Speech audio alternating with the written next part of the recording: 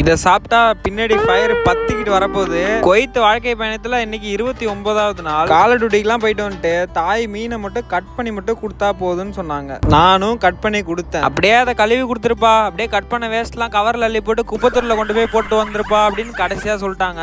இதெல்லாம் பண்ணி முடிக்கிறதுக்குள்ள வயிறு முட்டை விட ஆரம்பிச்சிச்சு. காலை உணவு முடிச்சுட்டு காடி எடுத்துட்டு டியூட்டி கிளம்பிட்டேன். ஆளுங்க வர 2 நிமிஷம் கேப்ல மண்டைக்கு ஒரு ஹெட் மசாஜை போட்டுட்டு அவங்கள கொண்டு போய் இறக்கி விட்டு வீட்டுக்கு போயிட்டேன். அப்புறம் தான் ஞாபகம் வந்துச்சு, அடிக்கிற வெயிலுக்கு ஃப்ரெண்டு கிளாஸை கவர் பண்ணாம விட்டுட்டு போயிட்டேன்னா அப்புறம் வரும்போது பட்டக்ஸ் பழுத்துருன்னு.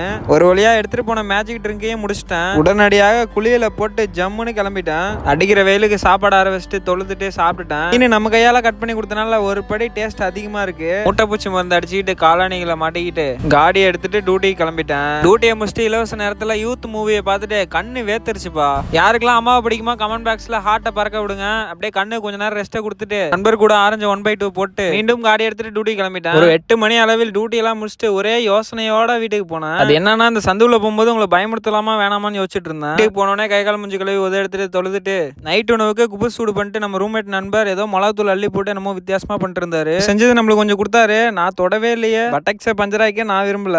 புதுசா பாக்குறவங்க ஒரு ஃபாலோ சர்ப்ரைஸ் பண்ணிடுங்க. நாளைக்கு பார்க்கலாம். இணைப்பில் இருக்கவும்.